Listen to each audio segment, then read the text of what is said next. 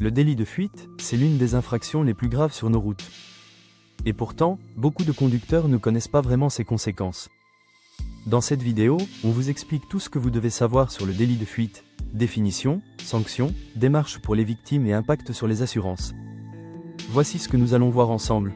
Qu'est-ce qu'un délit de fuite? Quelles sont les sanctions encourues? Que doit faire une victime? Quel est l'impact sur les assurances? Et surtout, comment bien réagir en cas d'accident?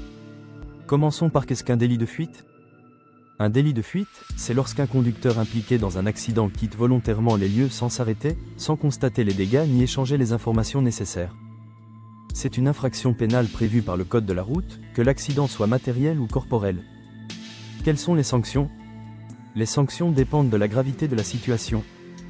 Dans le cas le plus simple, le conducteur risque une amende pouvant aller jusqu'à 4 500 € et un retrait de points.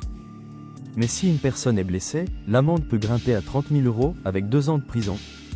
Et en cas de décès, cela monte à 75 000 € et 5 ans d'emprisonnement.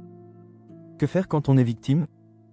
Si vous êtes victime d'un délit de fuite, la première chose à faire est de porter plainte au commissariat ou à la gendarmerie. Tentez de recueillir un maximum d'éléments. Description du véhicule, plaque d'immatriculation, photos, témoignages. Informez aussi rapidement votre assureur pour que votre dossier soit pris en charge efficacement. Quel impact pour l'assurance? Si vous êtes assuré tout risque, vous serez indemnisé même si le conducteur en fuite n'est pas identifié. Mais si vous êtes au tiers, l'indemnisation dépendra du fonds de garantie des assurances obligatoires, le FGAO. Côté conducteur fautif, s'il est retrouvé, il devra rembourser son assurance, son contrat peut être résilié et ses cotisations explosées. Comment bien réagir en cas d'accident? Même en cas de choc léger, il est impératif de s'arrêter. Faire un constat amiable, même sommaire, est une obligation. Fuir, c'est aggraver sa situation juridique et financière. Adopter un comportement responsable pour éviter des conséquences graves. Ce qu'il faut retenir, le délit de fuite, c'est une infraction grave. Il engage des responsabilités pénales, met en danger les victimes, et peut ruiner la réputation d'un conducteur. Pour éviter ça, arrêtez-vous, échangez les informations, et faites les démarches correctement. C'est votre sécurité juridique qui est en jeu.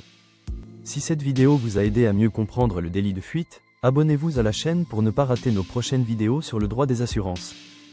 Et si vous préparez le BTS Assurance, pensez à télécharger nos fiches gratuites de révision disponibles sur aidebassurance.com.